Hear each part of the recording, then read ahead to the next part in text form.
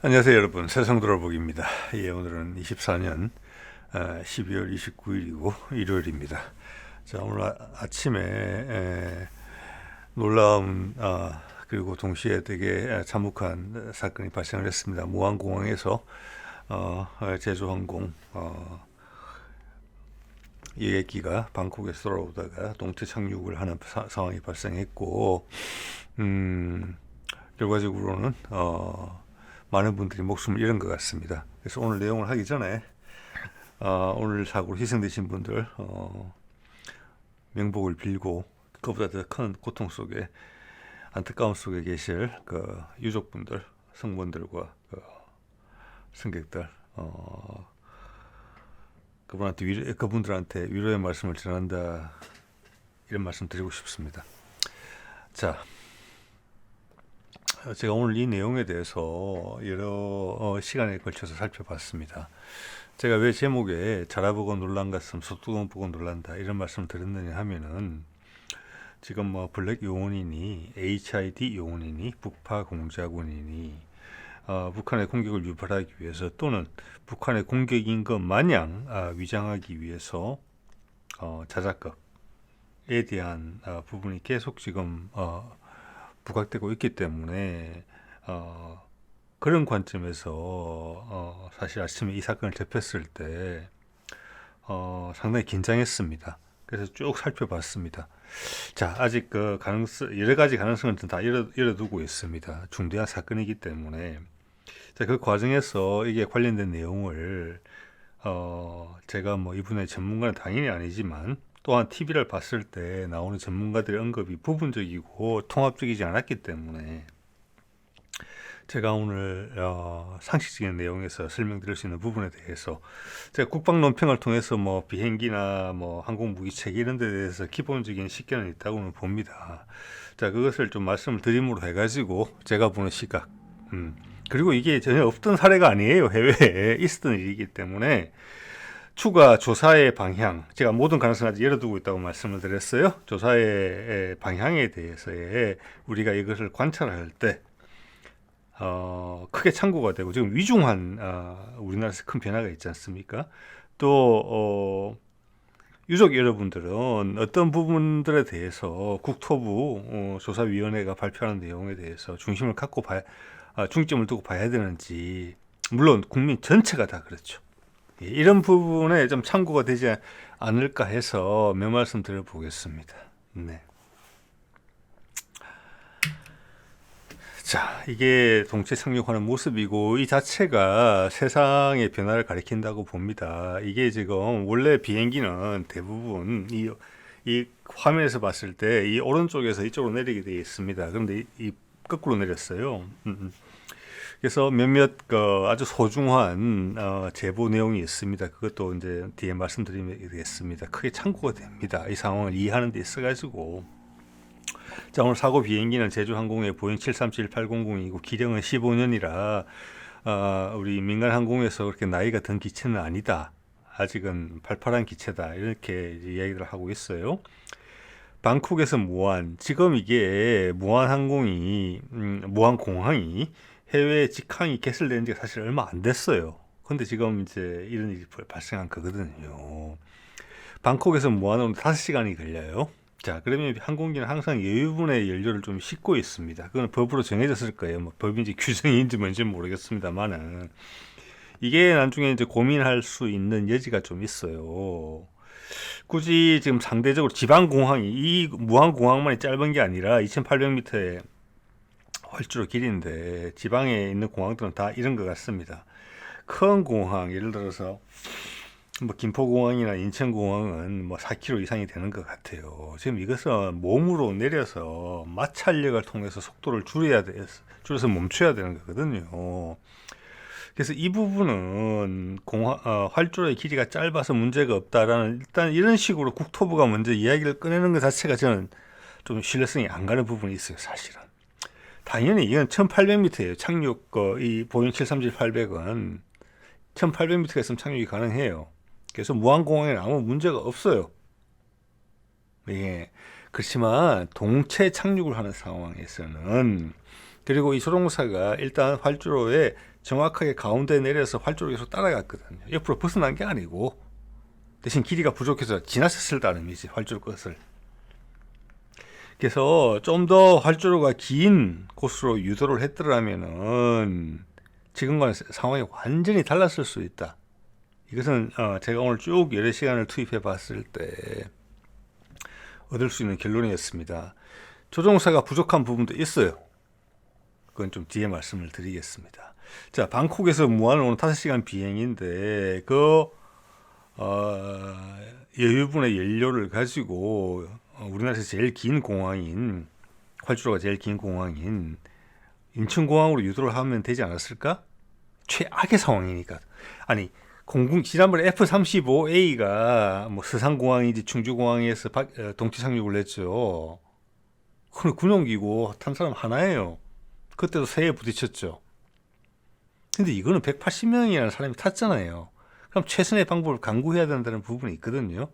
그럼 일단 우리나라는 그렇게 큰 나라가 아닙니다. 30분, 40분 더 비행했으면 그 정도 연료는 있었을 거라고 보거든요. 저는 인천공항까지 갈 수 있었다고 봅니다.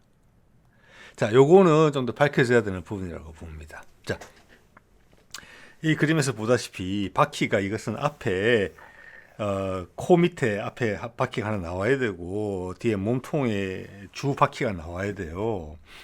앞에 바퀴는 제동 능력이 없습니다. 이것은 방향을 바꾸는 거예요, 좌우로. 제동력은 자동차처럼 브레이크 밟는 것은 뒷바퀴에 있습니다. 근데 세 바퀴가 다 없었어요. 네. 그리고 제가 이 그림을 봤을 때, 지나가는 걸 봤을 때, 플랩이라고 해서, 여러분, 우리 새들이 땅에 착지할 때 보면 날개 이렇게 쭉 펴는 거 보셨을 거예요. 그런 기능을 해주는 게 플랩이거든요. 그래서 착륙하면 플랩을 보통 펼치게 되어 있어요. 그래서 속도를 떨어뜨리게 되어 있거든요. 비행기가 감속하는 여러 방안이 있습니다. 착륙을 할 때. 이것은 제가 확신을 못해요. 그렇지만 플랩도 전개가 안 된 것으로 보여요. 왜냐하면 이게 어떤 비행기의 상황에 대한 설명이 될 수도 있거든요. 몇 분 만에 동치 착륙을 결정했단 말이에요. 지금 봐서는 새들에 부딪힌 거, 그것도 살펴봐야 돼요, 사실은. 조사를 해봐야 돼요. 그걸 단정할 수도 없어요, 사실은. 그래서 제가 모든 가능성을 열어둔다는 것입니다. 예. 그리고 새에 부딪히는 경우는 아주 많이 발생하는 일이에요. 그게 비행기에 이런 사고로 이어지는 경우는 아주 드물어요. 예. 보통은 엔진 손상 정도로 그치는 거거든요. 그래서 그 부분도 장담하기는 어려워요, 지금 사실은. 자, 플랩을 전개하는데도 유압이 필요하고 바퀴를 전개하는데도 유압이 필요하다. 그리고 그 유압에 쓰는 동력은, 여러분 우리 유압하면 뭐 기억나시면 포크레인의 유압이고, 여러분 요즘은 대부분 모든 차에 장착되어 있는 그 파워 스티어링이라고 그래서 파워 핸들, 그것도 엔진에서 오는 힘을 가지고 핸들을 돌리는 걸 도와주는 거거든요. 그것도 옛날에는 유압식이었어요. 그래서 이제 엔진에서 나오는 힘은 벨트로 연결되어 있든지 했죠. 요즘 이제 전기식으로 하죠. 모터가 들어있어 가지고. 네. 자, 이 플랩도 유압으로 작동하고 바퀴가 내려오는 것도 유압으로 작동해요. 자, 이런 제트 엔진, 터보제트 엔진은, 터보팬 엔진은 기본적으로 뭐냐면 바깥에 있는 공기를 빨아들여요. 그래서 터보입니다. 우리 자동차도 터보 있잖아요. 자, 연료는 충분하지만 공기가 충분하지 않기 때문에 출력을 못 올린단 말이에요. 자, 그때 터보를 이용해서 공기를 능동적으로 빨아들여요. 그게 이제 이 제트 엔진의 특징이고 터보팬 엔진의 특징입니다. 그래서 새들이 빨려 들어가는 거예요. 거기에 이런 경우는 아주 잦기 때문에 뒤에 데이터 보여드릴 겁니다. 이런 문제가 발생을 하면은 이 압축된 공기, 여러분 컴프레서 아시죠? 컴프레서, 자동차 바퀴 바람 넣을 때 쓰는 거, 그런 거랑 똑같은 거예요. 그보다 훨씬 큰 힘이 나오죠. 이 엔진에서는 그 힘을 가지고 유압을 작동을 시키거든요. 그래서 엔진이 문제가 생기면은 유압이 작동이 안 될 수가 있어요. 근데 새하고 부딪히는 경우, 또 많은 경우에 새가 들어와서 문제가 생기면 엔진이 자동으로 꺼지게 돼 있어요. 그러면 유압이 작동이 안 되잖아요. 그런 경우는 아주 잦을 수가 있어요. 그렇기 때문에 뒤에 백업 시스템이 있는 거예요. 전기로 작동하는 게. 그게 왜 작동이 안 됐을까? 이런 의문들을 가지게 돼요. 살펴보니까. 자, 이게 이제 같은 기종이에요. 여기 보면 앞에 이게 노즈라고 그러죠. 앞에 앞부분에 바퀴가 있고 저는 조향만 하는 겁니다. 같은 기종입니다. 뒤에 이제 메인 랜딩 기어라고 하는 주 바퀴가 있는데 저기는 제동을 걸 수가 있어요. 그래서 비행기 타보신 분들은 뭐 요새 비행기 안 타보신 분들 거의 없으실 것 같습니다만 딱 착륙했을 때 땅에 딱 접지하면 하는 그런 부분이 있잖아요. 그게 여러 개가 작동을 하거든요. 제가 살펴본 바로는 틀릴 수 있습니다. 바퀴에 제동이 돼 있고 플랩이 쫙 하면서 공기를 누르죠. 바닥으로. 바닥으로 누르고 뒤에 꼬리 날개도 비행기를 바닥에 밀착을 시켜요. 마찰력을 최대한 쓰기 위해서. 또한 엔진에 그 제트 그 류라고 해야 되겠네. 공기 흐름을 엔진의 추력이죠. 하늘 날릴 때는 그것을 방향을 바꿔서 거꾸로 발사를 해요. 그 동시에 그 모든 힘들이 작용을 하는 겁니다. 바퀴는 브레이크 걸고 플랩을 쫙 펼쳐서 비행기의 속도를 늦추고 또 엔진은 역분사를 해서 속도를 떨어뜨리는 거예요. 근데 이번에는 엔진 역분사 그런 게 다 조화가 돼야지 비행기가 서는 거거든요. 그래서 우리가 몸이 앞으로 확 쏠릴 정도로 비행기가 급감속을 하는 겁니다. 착륙할 때. 자, 일단 바퀴가 없으니까 그 브레이크가 안 돼요. 근데 제가 오늘 사진을 쭉 봤을 때 확실치는 않지만 플랩도 펼쳐진 것 같지가 않아요. 그리고 조종사가 마지막에 기술을 들더라고요. 이것은 다시 이륙하려고 했던 거예요. 다시 쓰지 못할 거니까 다시 떠오르려고 했던 거예요. 마지막에. 그러니까 이게 지금 좀 복잡해요. 제가 봤으면. 자, 이 정도 말씀드리고요. 자, 이게 구글 얼스에서 한국의 우리나라의 그 카카오 맵에서는 안 보이더라고요. 구글 얼스에서 가져온 겁니다. 예, 보면은 제가 오늘 처음 알았으면 내일마다 공유하겠습니다. 국토부 설명이 헷갈려서 제가 찾아본 거예요. 활주로 01이 있고 활주로 19가 있어요. 이게 뭐냐면 같은 활주로인데 어느 방향으로 착륙하느냐에 따라서 번호가 다르게 매겨져 있어요. 예. 보통은 활주로 01로 착륙을 해요. 착륙을 시도하다가 실패했죠. 다시 올라가서 배회를 해요. 비행기가 몇 분간. 그러다가 다시 착륙할 때는 당연히 관제탑의 지시 그리고 조종사의 합의에 의해서 활주로 19로 내립니다. 반대 방향으로 내렸다는 거예요. 그게 목적지를 이제 정원에 있는 거죠. 평소에 내리는 방향으로 안 내리고 저쪽 돌아서 나왔다는 거예요. 그 중에 물론 꽝꽝꽝 폭죽 터지는 소리 여러 번 났고요. 하늘에서 불꽃이 피면서. 그래서 제가 추정컨대는 동체 착륙을 해야만 되기 때문에 바람의 방향이 역풍인 쪽으로 맞바람을 받을 수 있게 그걸 당연히 관제탑에서는 파악하고 있었겠죠. 핵심적인 사안이니까 공항 운영에 있어서 자, 활주로 19를 선택해줬다. 평소와는 다르게. 그게 목격자들의 관심을 끌었다. 저기는 보통 비행기가 떠는 곳인데 비행기가 내리네. 이렇게 된 거죠. 자, 활주로는 하나입니다. 무한공항은. 자, 이거 보세요. 얼마나 촉박한지. 8시 54분에. 원래 이 비행기가 8시 반에 내리게 돼 있었어요. 자, 54분. 뭐 이렇게 뭐 몇십 분씩 차이가 나는 경우 하나잖아요. 54분에 관제탑에서 착륙 후가를 내렸습니다. 01로 내리라고. 그 다음 3분 뒤에 관제탑에서 조류 이동에 주의하라고 주의를 줍니다. 근데 59분에 메이데이가 나와요. 좀 전에 빵빵빵 터진 거죠. 그러니까 제가 봤을 때 양쪽 엔진에 다 들어간 것 같습니다. 그 사진을 봤을 때는 다 들어갔는데 데미지는 오른쪽 엔진이 더 크게 손상이 된 것 같아요. 양쪽 다 데미지를 입었을 가능성이 커요. 제가 왜 이 말씀 드리려고 하니 이런 상황에서 엔진이 하나만 가지고도 충분히 착륙할 수 있다고 하거든요. 엔진 하나만 가지고도. 예. 근데 두 개가 다 손상이 됐다면 문제가 있는 거예요. 또한 엔진이 하나만 손상되고 많이 손상되고 하나는 적게 손상된다. 하나는 작동하고 하나는 작동을 안 한다. 착륙에는 문제가 없지만 아까 역분사를 통해서 비행기를 감속시키는 부분이 있잖아요. 예. 그래서 동체 착륙을 하면은 엔진에 불이 붙을 가능성이 커요. 마찰 때문에. 예. 비행기는 온몸에다 다 연료를 싣습니다. 그래서 또 하나는 이런 비상 착륙인데 시간이 몇 분 만에 결정을 했거든요. 자, 메이데이를 쳤다는 것은 메이데이가 메이데이, 영어로 메이데이, 뭐 5월의 어느 날이 아니고 제가 오늘 좀 찾아보니까 저도 처음 알았습니다. 말은 많이 들었지만 원래는 불어라고 그래요. 여기 적혀져 있죠. 제가 발음을 하다 보면 영어로 표기한 메이데이가 된 것이고 기본적으로 헬프미라고 합니다. 도와주라고 나 위급 상황에 있다고. 자, 59분에 그렇고 9시 3분에 폭발을 하는데 한 20초간 활주로를 달렸어요. 자, 그래서 저 1, 2분 전에 아마 착륙을 시도했을 거고 1, 2분이란 짧은 기간 동안 관제탑과 조종사가 교신을 했어요. 현재까지 나타난 바로는 양쪽이 합의를 해서 하는 거예요. 관제탑이 제안을 하고 조종사가 받아들이는 것으로 이 부분이 상당히 핵심일 것 같아요. 음성 지금 기록이 확보됐거든요. 여기에 여러 가지가 들어있을 거라고 봅니다. 비행기가 진짜 자 보시면은 메이데이 하고 나서 1, 2분 안에 결정을 한 거예요. 동체 착륙을 하겠다고. 상당히 예외적인 경우라고 봅니다. 많은 경우에는 동체 착륙하는 경우에는 그 문제점이 훨씬 일찍이 발생을 해요. 이 시간이면은 소방차가 출동하고 관련된 태세를 갖추기에도 부족한 시간이에요. 그만큼 비행기의 손상이 컸나?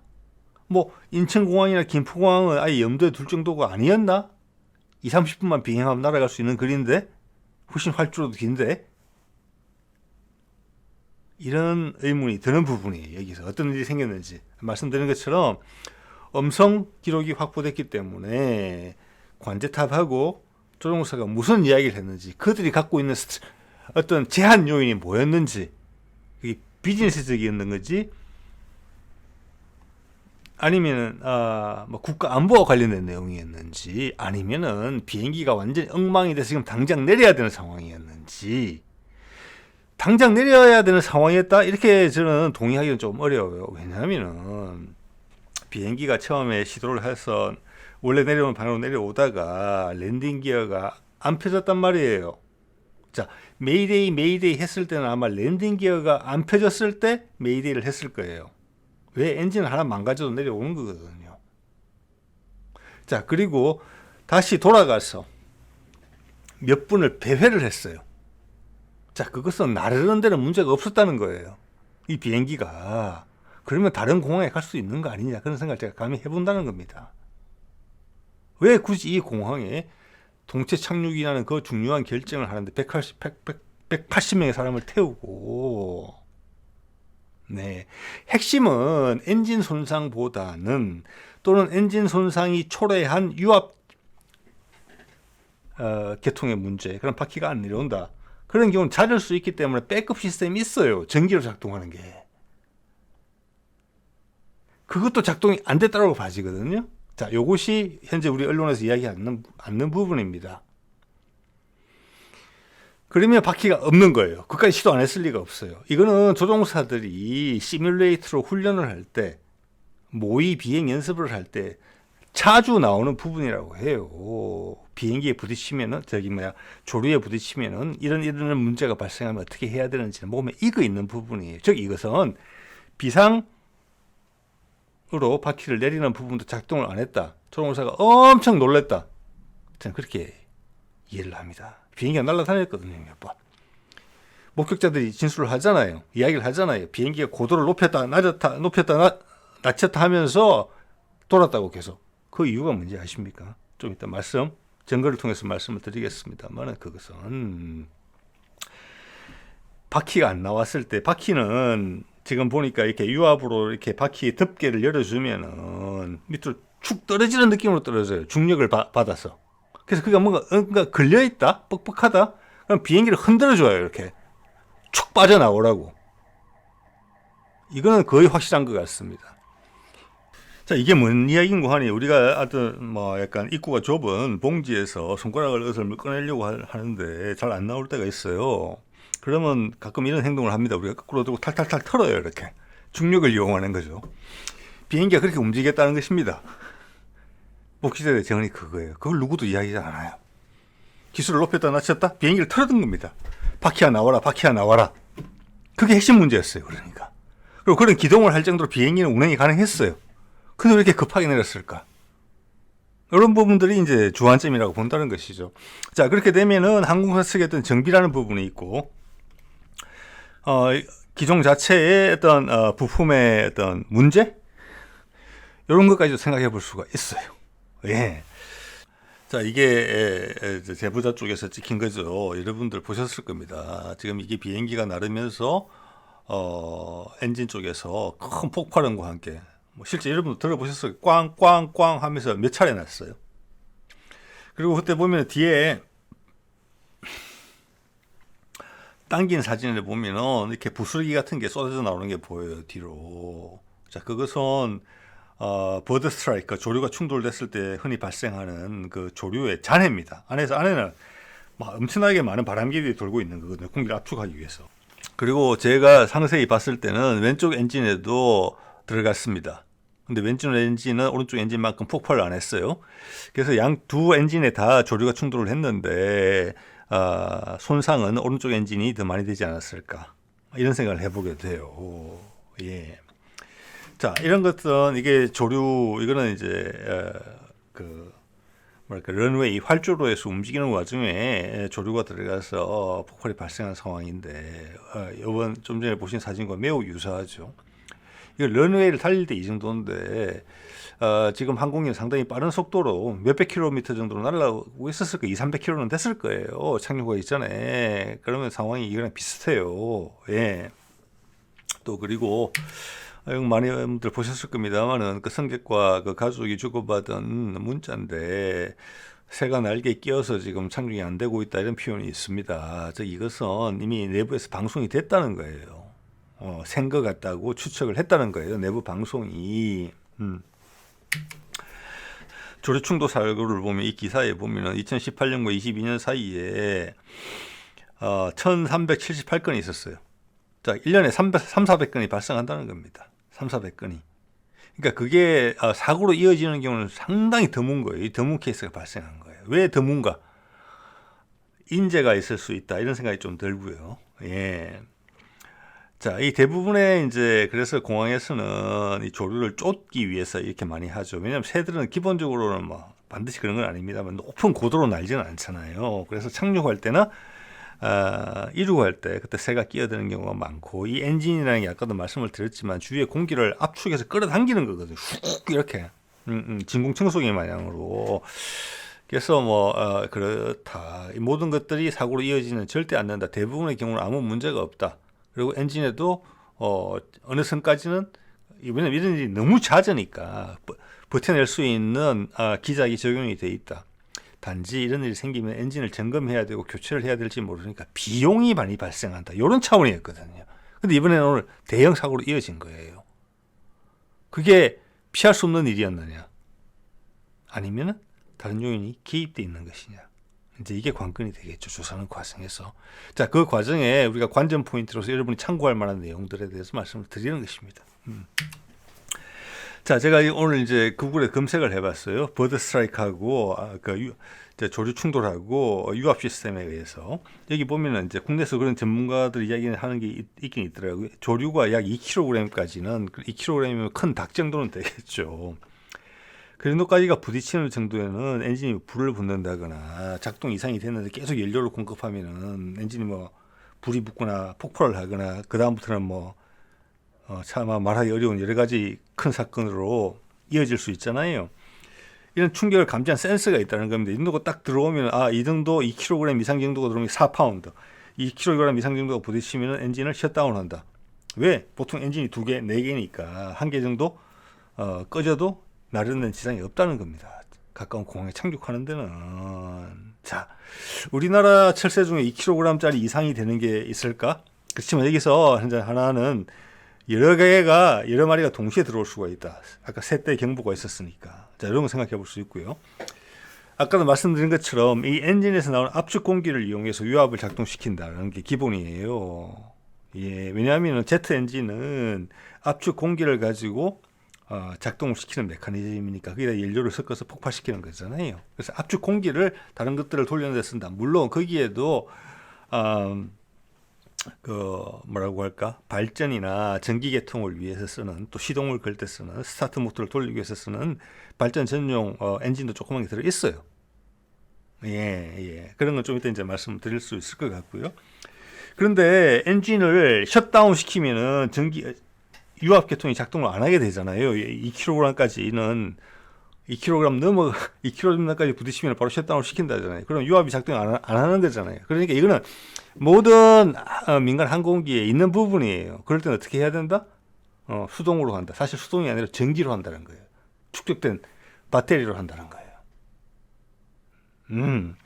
자, 그거는 당연한 거예요. 자, 그러면 오늘 사고가 났다는 것은, 바퀴가 안 나왔다는 것은 새에 부딪혔다 하더라도 엔진이 망가져서 거기에서 압축 공기를 활용하지 못하게 됐다 하더라도 제2 차선책이 당연히 있었던 거예요. 근데 그것까지 작동을 안 했다는 거예요. 그래서 조종사가 이런 경우가 거의 없었기 때문에 엄청나게 흥분하지 않았느냐, 이런 생각이 제가 감이 드는 거거든요. 자, 그것까지는 모르죠. 조사하면 나오겠죠. 대화 내용이 녹음이 됐다 하니까. 근데 이 두 개가 다 불통돼서 동체 착륙을 한 사례가 있더라고요, 보니까. 그래서 오늘 그 말씀을 좀 드리려고 합니다. 잠깐. 2011년도입니다. 동체 착륙하고 있는 모습입니다. 항공기는 보잉 767입니다.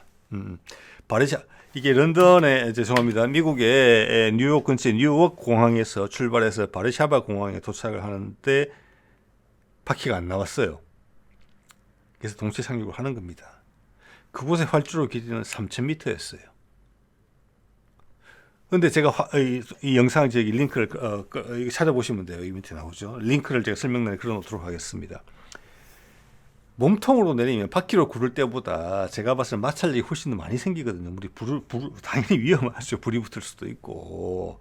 항공기라는 것이, 물론 여기서는 연료를 다 버리고 가장 연료량을 줄인 상태에서 했어요. 우리는 그럴 시간도 없었다고 저는 봅니다. 1, 2분 만에 결정을 했으니까. 왜 그랬을까? 이게 저는 핵심 질문이에요. 그렇게 급했나? 회항을 하고 바퀴를 떨구기 위해서 비행기를 탈탈탈 털기까지 했는데 왜 이렇게 무리한 결정을 했지? 이런 생각이 드는 거예요.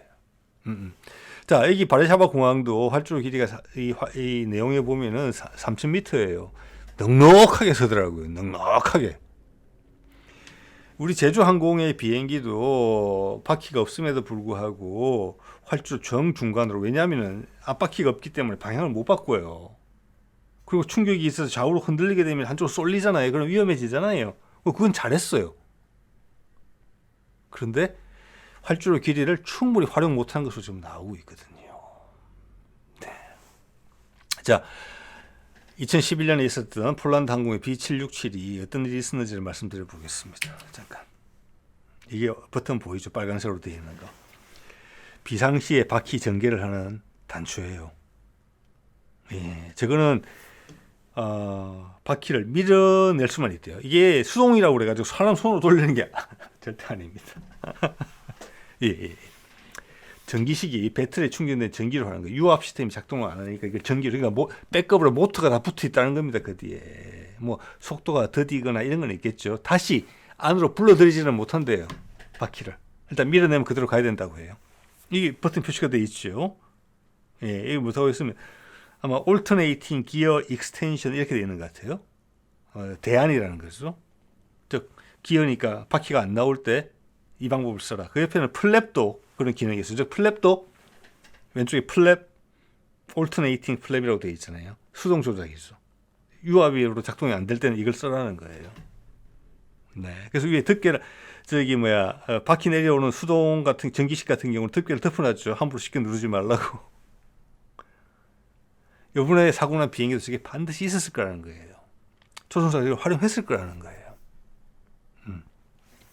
저마저 안 됐다고 이렇게 봐야 된다는 거예요. 물론 그냥 바퀴가 안 내려오니까 그냥 흥분 상태에 들어가서 다른 아무 생각을 못 했을 수 있어요. 왜냐하면 지금 관제탑하고 교신한 게 1, 2분밖에 안 되거든요. 이 상황에서도 이게 안 되니까 이 폴란드 비행기 같은 경우는 시간이 많았어요. 날라오는 이미 이륙하자마자 그걸 알았거든요. 유압이 안 된다는 것을. 그래도 뭐 이거 있으니까 돼 하고 쭉 날아오다가 뒤에는 이것까지 안 된다는 걸 발견한 거예요. 그래서 엔지니어가 부랴부랴 저쪽에서 와가지고 전화겠죠. 이야기를 했는데도 문제가 해소가 안 돼서 내린 거예요. 몸통으로. 근데 나중에 뒤에 알고 보니까 되게 단순한 실수예요. 여러분 집에서 컴퓨터들 고장이 나면은 뭐 다른 전자제품도 마찬가지예요. 고장이 나면 70% 80%의 이유가 뭔지 여러분 아시죠?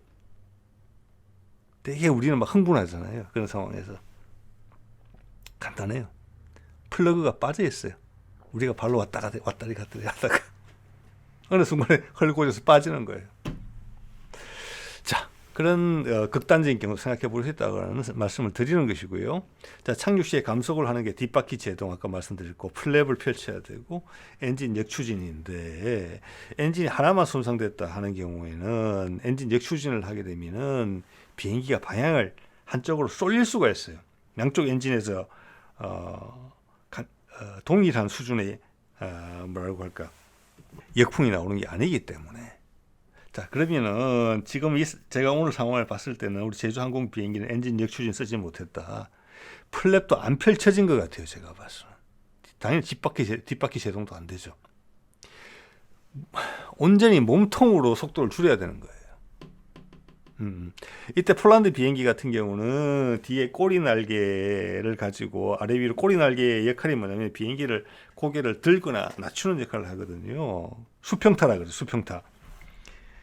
그걸로써 비행기를 바닥에 누른 거예요. 이렇게 쭉 누르면서 비행기를 세운 건데 제가 봐서는 한 2000m, 2km 안짝에 섰어요. 비행기가. 근데 우리 비행기는 끝에 고개를 오히려 들더라고요. 이렇게 보니까. 예, 그래서 거기에 대해서 어떤 조종 미숙 이런 부분도 좀 있지 않나. 왜냐하면은 착륙을 한 게 안 그래도 짧은 활주로인데 지금 폴란드 경우 봐서는 이거 더 큰 비행기란 말이에요. 767이면은 충분히 넉넉하게 섰는데 활주로 중간에 착지를 했거든요. 착륙을 할 때. 그러니까 활주로 길이 절반밖에 활용 못했어요. 자, 그렇게 봤을 때는 무안공항에 동체 착륙을 시도하는 자체는 그렇게 잘못된 판단은 아니었다는 생각은 들긴 들거든요. 활주로 길이를 충분히 활용하면 이 767의 폴란드 767 사례를 보면은 근데 제동력을 활용할 수 있는 방안이 전혀 없다. 자, 그 과정에서 몸통으로 버티는 것만 했다. 우리 몸통으로 착륙 잘했거든요, 조종사가. 그런데 활주로 길이를 충분히 활용하지 못했다. 예. 그런데 한편으로 생각하면은 이런 긴장된 상태에서 주변 공항까지 몇십 분이면 날아가는데 연료도 충분히 있었을 거라고 봅니다. 저는 그 연료를 가득 실은 채로 연료를 버리지도 않고 그냥 폭발하면 그냥 오늘처럼 불타오르는 거잖아요. 좀 더 활주로가 긴 인천공항 같은 데로 갔으면 어땠을까? 왜 이렇게 몇 분 만에 조급하게 결정을 했지? 이런 생각이 든다는 거예요. 네. 자, 이것은 폴란드 항공이 불시착을 하고 지금 몸통밖에 없는 거예요. 767에서 승객들이 탈출하는 모습이에요. 우리도 이런 모습을 기대하고 그랬을 거예요. 이것은 컴퓨터 그래픽으로 처리한 그림이라고 봅니다만은 이 비행기를 폴란드 비행기 말입니다. 하루 이틀에 걸쳐서 엄청난 크레인을 동원해서 비행기를 들었어요, 하늘에. 근데 지금 밖에 나온 거 보이시죠? 자, 엔지니어들이 와서 조종실로 가서 이렇게 봤더니 문제를 쉽게 발견한 거예요. 왜 이게 안 나왔는지 바퀴가. 자, 유압 시스템 작동이 안 됐어요. 그런데 아까 말씀드린 것처럼 전기로 하는 거, 소위 손으로 하는 것도 안 됐다고 그랬어요. 그래서 엔지니어가 그 옆에 전기계통을 관장하는 우리말로 하면 두꺼비 집이 있는데 두꺼비 집에 요걸 한번 찾아봐. 그게 두꺼비 집이 탁 튀어나와 있는지, 그래서 전기가 안 통하고 있는 건지. 그럼 그걸 다시 눌러. 이러고 갔는데 거기는 안 튀어나와 있다. 그래서 포기를 한 거예요, 조종사들이. 근데 나중에 알고 봤더니 그거와 연계가 돼 있는 다른 두꺼비 집의 버튼 하나가 튀어나와 있었어요. 그래서 지상 요원들이 들어가서 그 튀어나온 두꺼비 집의 버튼을 밀어 넣고 아까 보여드렸던 그 비상으로 바퀴를 내릴 수 있는 그 버튼을 작동시키니까 바퀴가 나온 거예요, 이렇게. 자, 그래서 아까도 말씀드린 것처럼 되게 단순한 어떤 사고였을 수도 있다. 지금 몇 분 만에 결정을 했기 때문에 조종사가 상당히 그 영어로 말하면 뭐랄까 패닉 상태? 극도로 긴장해서 합리적인 판단을 좀 못했다. 그리고 관제탑에서 그런 부분들을 조종사를 통제해주지 못했다. 시간을 더 벌 수도 있었을 텐데. 근데 항공기의 문제가 계속 심각해지고 있었을 수도 있어요. 어떤 식으로든지 간에. 예. 그래서 그에 대해서 제가 어떤 선입견을 가지고 말씀드리는 건 아니고 이런 사례가 있더라. 네. 모든 실수는 사소한 데서 나온다. 그거는 그것부터 접고 들어가야 되는 거잖아요. 그게 냉정을 찾는다는 거거든요. 그런 분도 있을 수 있다는 말씀 드리는 겁니다. 그래서 지금 MBC가 이걸 잘 지적을 한 것 같아요. 전체 활주로 길이가 2.8인데 소위 말해서 착륙한 데 터치다운 한 데가 중간 심지어는 3분의 2 이런 이야기도 나오더라고요. 네. 그러니까 활주로가 1.4km 내지는 1.4km, 1km 정도밖에 활용을 못했다는 거예요. 그거는 어느 공항에 내리더라도 같은 문제가 발생했을 거라는 겁니다. 예. 자, 이런 복잡한 부분들이 있다. 이런 말씀을 드리는 것이고요. 자, 그래서 이제 전체를 정리를 해보면은 그 백업 시스템이 분명히 있는데 그걸 왜 사용을 못했나? 거기에 대해서 관제탑하고 충분한 교신이 됐나? 너무 흥분 상태에서 급하게 1, 2분 만에 동체 상륙을 결정한 거 아닌가? 전 그런 생각이 든다는 거예요. 그리고 기체 손상이 사실 연료도 버리고 그래야 될 것 같거든요. 제 상식으로 봤을 때는, 일반인 상식으로 봤을 때는 결국 폭발했잖아요. 그런데 심각했나? 그래서 조종사도 놀랬고 관제탑도 엄청 놀랬다. 저는 이런 생각이 드는 거예요. 자, 이게 이제 비행 기록, 음성 기록이 모두 확보됐다고 하니 그런 내용을 좀 공유해 봤습니다. 자, 오늘 이 정도 말씀드릴게요. 네.